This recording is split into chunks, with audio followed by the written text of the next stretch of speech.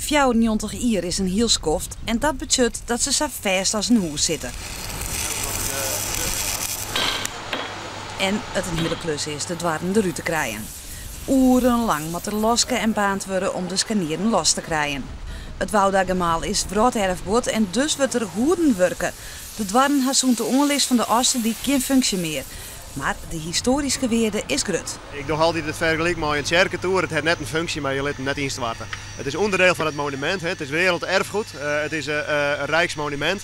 Je wil alles in een goede staat behouden. Het is een wezenlijk onderdeel van het monument en het vertelt ook iets van het verhaal van de Zuiderzee. Intussen is het wachten op het loskomen van de dwarren. Na 3 uren lijkt het er nog net volle gong in te zitten. Nou, dat zit goed vast. Het zit goed vast, ja. Ja. Komt het wel los? Het komt wel los, het moet los. De renovatie van het Woudagemaal is een kostbaar verhaal. Net alleen de dwarren, maar ook andere zaken worden ompakt. In totaal praten we over 10 miljoen euro's.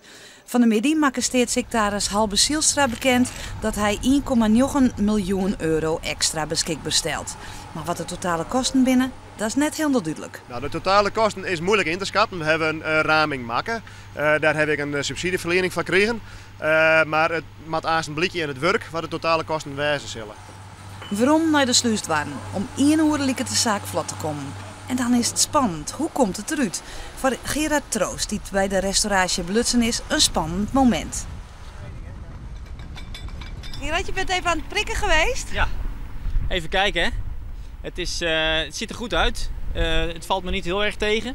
Voor een deur die 94 jaar oud is. Maar ja, hij is wel aan restauratie toe. Dat is een ding dat zeker is. Per door moet je man van restauratie rekening. Voordat ze er weer in hingen, moeten we dus nog even langer wachten als bij het eruit halen.